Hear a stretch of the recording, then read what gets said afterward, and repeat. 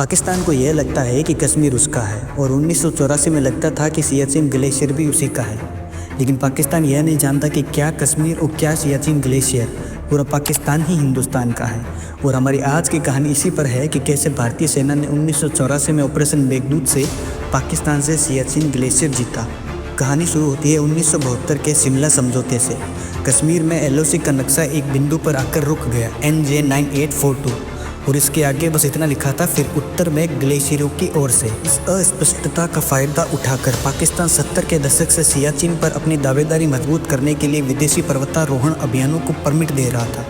1983 के अंत में भारतीय खुफिया एजेंसियों को एक अहम खबर मिली। पाकिस्तान लंदन से बड़े पैमाने पर ऊंचाई वाले विशेष उपकरण और कपड़े खरीद रहा था। यह साफ संकेत था कि वे जल्द ही सियाचिन पर कब्जा करने के लिए ऑपरेशन अवाबिल लॉन्च करने वाले हैं। भारत के पास समय कम था।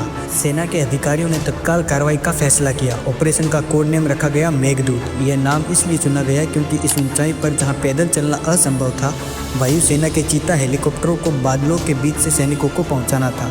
मेघदूत यानी कि cloud messenger. Lieutenant general Prem Nath हून के नेतृत्व में योजना बनी।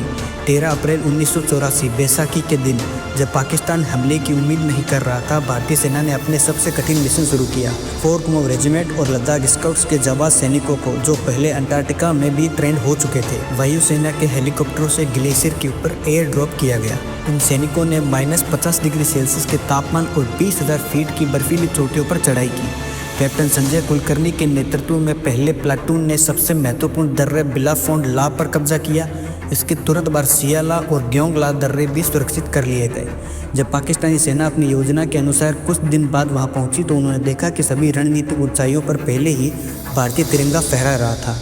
वे हताश होकर निचले इलाकों में ही रह गए। ऑपरेशन मेघदूत की इस अभूतपूर्व सफलता ने भारतीय सेना को पूरे सियाचिन ग्लेशियर पर नियंत्रण दिला दिया और देश की उत्तरी सीमा पर एक अटूट कवच स्थापित कर दिया। और भी ऐसी अनसुनी सच्ची कहानी सुनने के लिए अनप्रोफेशनल पोइट पेज को फॉलो करें। जय हिंद।